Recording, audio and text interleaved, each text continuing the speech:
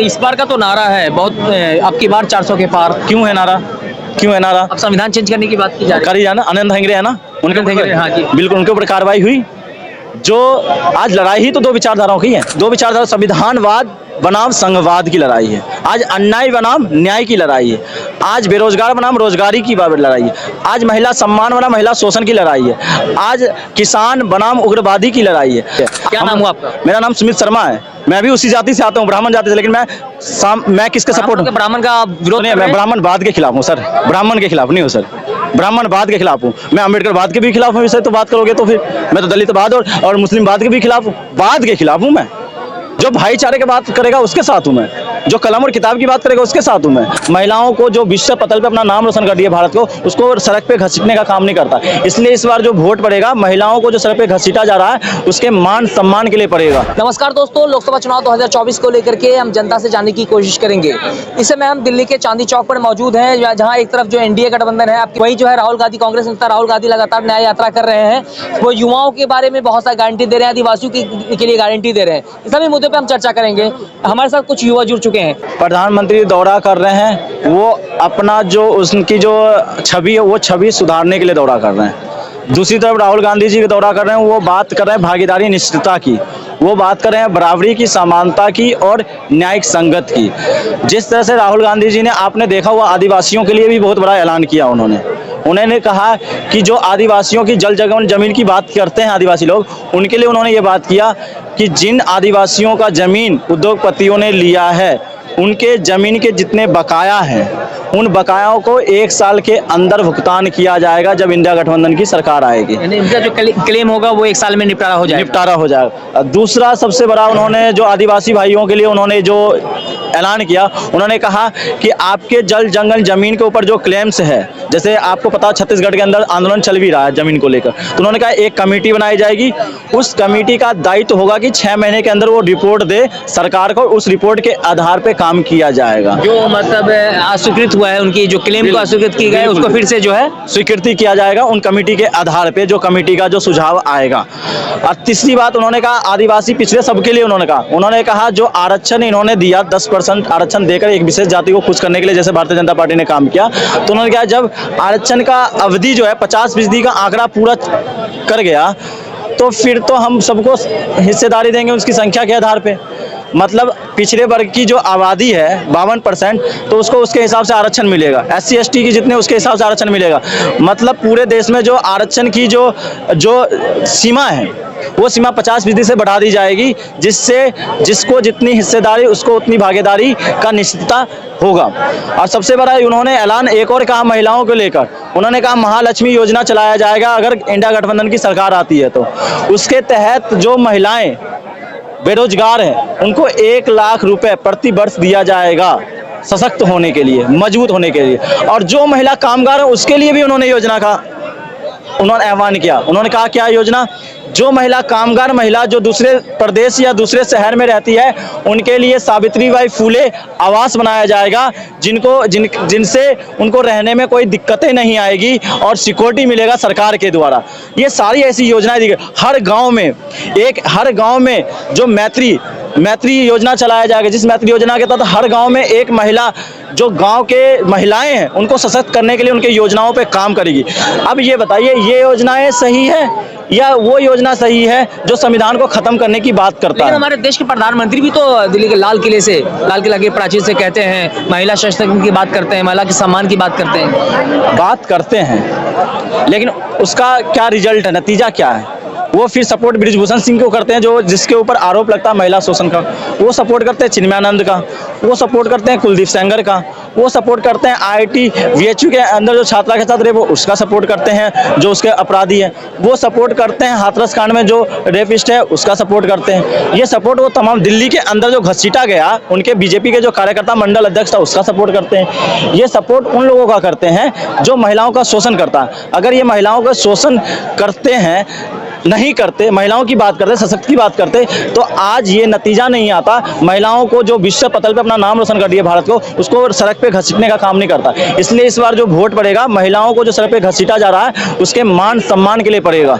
और इस बार वोट पड़ेगा जो सड़क पे कीले बिछाए गए किसानों को रोकने लिए, उसको मद्देनजर देखते हुए किया जाएगा। जिस किसानों पर गाड़ियां चलाई गई है, जिनको मुख्यमंत्री बना दिया गया, कहाँ बना दिया गया? हरियाणा के अंदर आपको पता है, किसान के ऊपर गाड़ी चला दी गई, तो उसी नायब सैनी को कल मुख्यमंत्री बना दिया इन्होंने। तो ये किसान के साथ है, महिला के साथ है, उद्यमी के साथ है, युवाओं के साथ है, किसके साथ है भाई?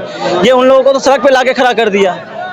और भारतीय जनता पार्टी जिसको सड़क पे उठाने की बात विपक्ष कहता है, उसको ये गद्दार कहते हैं, और जिसको सड़क पे भारतीय जनता पार्टी ला देती है, उसको कहते हैं देशभक्त है। लेकिन इस बार का तो नारा है बहुत, अब की बार 400 के पार। क्यों है नारा? क्यों है नारा? अब संविधान चेंज करने की बात की जा रही है। करी जाना, आनंद हेंगड़े है ना, उनके ऊपर, हाँ जी, बिल्कुल उनके ऊपर कार्रवाई हुई। जो आज लड़ाई ही तो दो विचारधाराओं की है। आज लड़ाई दो विचारधारा, संविधानवाद बनाम संघवाद की लड़ाई है। आज अन्याय बनाम न्याय की लड़ाई है। आज बेरोजगार बनाम रोजगारी की लड़ाई है। आज महिला सम्मान बनाम महिला शोषण की लड़ाई है। आज किसान बनाम उग्रवादी की लड़ाई है। आज उन्माद बनाम भाईचारे की लड़ाई है। आज इन्हीं सब की तो लड़ाई है। और आज वोट अगर दिया जाएगा, आज इस सरकार ने क्या किया? आज जो गांधीवाद को मानता है वो भारतीय जनता पार्टी को नहीं चाहता है। आज जो अम्बेडकरवाद को मानता है वो भारतीय जनता पार्टी को नहीं चाहता है। जो अब्दुल कलाम को मानता है वो भारतीय जनता पार्टी को नहीं चाहता है। आज जो सांप्रदायिकता को मानता है वो भारतीय जनता पार्टी को नहीं चाहता। आज एससी वर्ग भारतीय जनता पार्टी को नहीं चाहता। आदिवासी वर्ग भारतीय जनता पार्टी को नहीं चाहता। पिछड़ा वर्ग भारतीय जनता पार्टी को नहीं चाहता। मुस्लिम वर्ग भारतीय जनता पार्टी को नहीं चाहता। बेरोजगार लोग भारतीय जनता पार्टी को नहीं चाहता। आज कामगार लोग भारतीय जनता पार्टी को नहीं चाहता। किसान भारतीय जनता पार्टी को नहीं चाहता। सेना के जवान भारतीय जनता पार्टी को नहीं चाहता। आज विपक्ष के तमाम दल हो भारतीय जनता पार्टी को नहीं चाहता। तो आप बताइए, भारतीय जनता पार्टी कहां से ये उम्मीद लगा के बैठी है कि भारतीय जनता पार्टी 400 पार कर देगी? जय श्री राम। क्या लगता है, महंगाई है देश में? एकदम महंगाई नहीं है भाई, दाल रोटी तो कभी भी खरीद लेंगे। राम मंदिर बन गया ना, यही बहुत है। अरे देखिए, राम मंदिर बन गया, यही बहुत है। बिल्कुल, इनके लिए सही बात है कि कलम और किताब किसी के लिए भी सही है अब ये राम मंदिर की बात करें, मैं कह रहा हूं उसी राम की बात करें, नैतिक और न्याय की बात करें तो नहीं करेंगे बात। ये उन्माद की राजनीति करने वाले लोग, इनकी अगर जाति पूछेगा तो जाति पता निकल के आ जाएगी कौन सी जाति से आते हैं। ये विशेष जाति के लोग आज देश के 140 करोड़ लोगों को बदनाम करने का काम कर रही है, क्योंकि उनके मुद्दे को दबाने का काम कर रही है। इनको पता है कि आज देश संविधान से चलने लग गया है। ये लोग चाहते हैं वर्ण व्यवस्था से देश चले, और हमारी लड़ाई वही है। आज संघवाद के खिलाफ हमारी लड़ाई है और संविधान के साथ हमारी लड़ाई है। क्या नाम हुआ आपका? मेरा नाम सुमित शर्मा है। मैं भी उसी जाति से आता हूँ, ब्राह्मण जाति से, लेकिन मैं किसके सपोर्ट हूँ? ब्राह्मण का विरोध? मैं ब्राह्मणवाद के खिलाफ हूँ सर, ब्राह्मण के खिलाफ नहीं हूँ सर, ब्राह्मणवाद के खिलाफ हूँ। मैं अम्बेडकरवाद के भी खिलाफ हूँ। इसे तो बात करोगे तो फिर मैं तो दलितवाद और मुस्लिमवाद के भी खिलाफ हूँ। वाद के खिलाफ हूँ मैं। जो भाईचारे की बात करेगा उसके साथ हूँ मैं। जो कलम और किताब की बात करेगा उसके साथ हूँ मैं।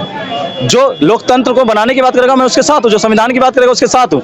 आज लोकतंत्र में जनता को महत्वपूर्ण भूमिका दिया गया है, लेकिन आज कोई सरकार ये कहती है कि मुझे तो 400 पार हो जाएगा। कोई सरकार कहती है चुनाव कराने की जरूरत नहीं, तुम कहीं भी वोट डालो, भारतीय जनता पार्टी की सरकार आई। हम तो उसके खिलाफ है ना बॉस, हम तो किसानों के साथ है, हम तो अन्याय के खिलाफ न्याय के साथ है।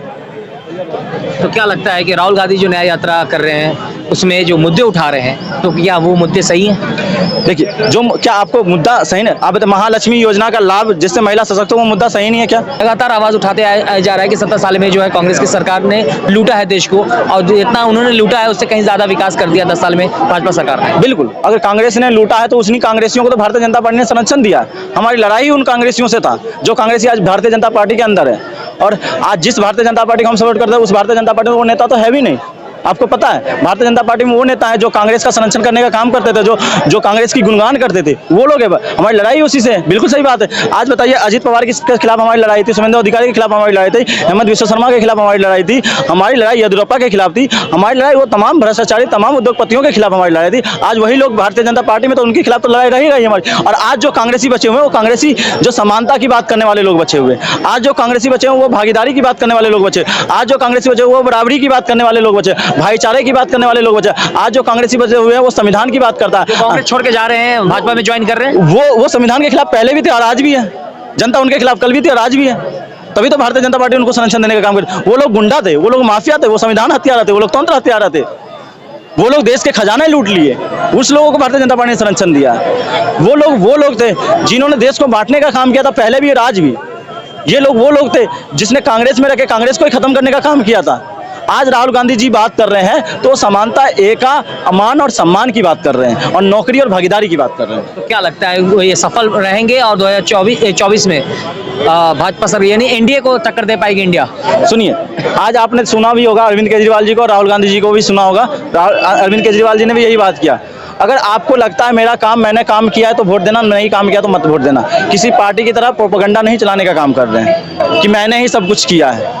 आपको पता होगा एक प्रोपेगेंडा चला रहे हैं कभी कि विदेश में डंका पर बॉर्डर रुकवा के वहाँ के जो छात्र उनको लाए थे, वही हकीकत उस टाइम का जब मैं वीडियो खंगाल के देखा तो देख रहा हूँ कि उस टाइम की छात्रा विज्ञापन चल रहा है। हाँ छात्रा रो रही है कि मैं तो 1000 से 1500 किलोमीटर पड़ता है बॉर्डर, और वहाँ तक अपनी उससे आई है जान जोखिम में डाल के, और सरकार और विदेश मंत्रालय में इस रिपोर्ट को कहा कि कोई बॉर्डर नहीं रुकवाया। तो एक मोदी सही है कि विदेश मंत्रालय सही है, तो पहले वो डिसाइड करें। दूसरी बात, कोई सरकार ने काम किया तो वो अपनी बात पे काम करे, उन्माद की राजनीति पे ना जाए। किसी ने काम किया है तो वो काम के नाम पे वोट, सीधा ये कह दे, उन्हें करने की जरूरत नहीं, सीधा एक बार आए और पूरी मीडिया कॉन्फ्रेंस के सामने आए और ये कह दे कि अगर मैंने वो काम किया है तो मेरे देश के 140 करोड़ जनता से निवेदन करता हूं कि अगर आपको काम लगता है तो वोट देना, अगर काम नहीं रहता तो नहीं वोट देना।